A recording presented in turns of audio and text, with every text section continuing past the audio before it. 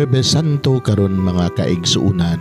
Petsa 14 sa bulan sa Abril tuig 2022. Ang pagbasa kinutlo gikan sa Ebanghelyo sumala ni San Juan, Kapitulo 13, versikulo 1 ngadto sa 15. Bispiras kadto sa kasaulugan sa pagsaylo. Nasayod si Jesus nga miabot na ang panahon sa iyang pagbiya niining kalibutana ug pag-adto sa Amahan. Kanunay niyang gihigugma kadtong mga iya nga aniya sa kalibutan o gihigugma niya sila hangtod sa katapusan. Nanihapon si Jesus ug ang iyang mga tinun-an.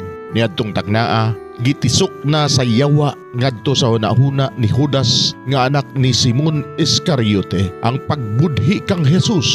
Nasayod si Jesus nga gitugyan kaniya sa Amahan ang tanang gahom ug nga siya gikan sa Dios ug muadto sa Dios. Busa mitindog si Jesus, gihukas niya ang iyang sapaw ug nagbako siyag tualya ug naghuwad siyag tubig sa planggana o gihugasan niya ang mga tiil sa mga tinun-an o gipahiran sa tualya nga iyang gibakos. Miduol siya kang Simon Pedro ug si Pedro miingon kaniya, "Ginoo, hugasan mo ba di ay ang akong tiil?" Si Jesus mitubag, "Dili ka pa karon makasabot sa akong gibuhat apan makasabot karaon niya." Si Pedro miingon, "Dili gayud ako magpahugas nimo sa akong mga tiil." Apan si Jesus mitubag, "Kung dili ko hugasan ang imong mga tiil, wala kay labot kanako." Si Simon Pedro mitubag, "Kun mao kana Ginoo, dili kay ang mga tiil ko lamang ang hugasi, kun dili hasta usab ang akong ulo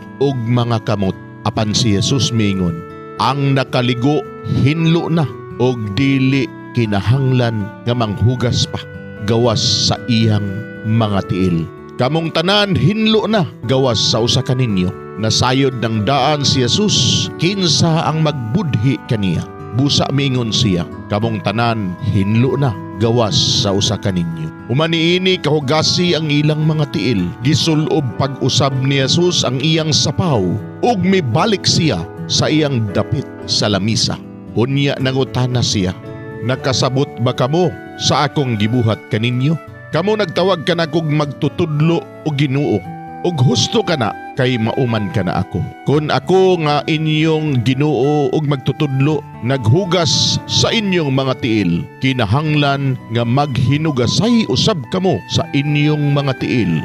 Naghatag ako kaninyog panig-ingnan aron inyong buhaton ang gibuhat ko kaninyo." Mga igsoon ang Ebanghelyo sa Ginoo, daygon ikaw o Kristo.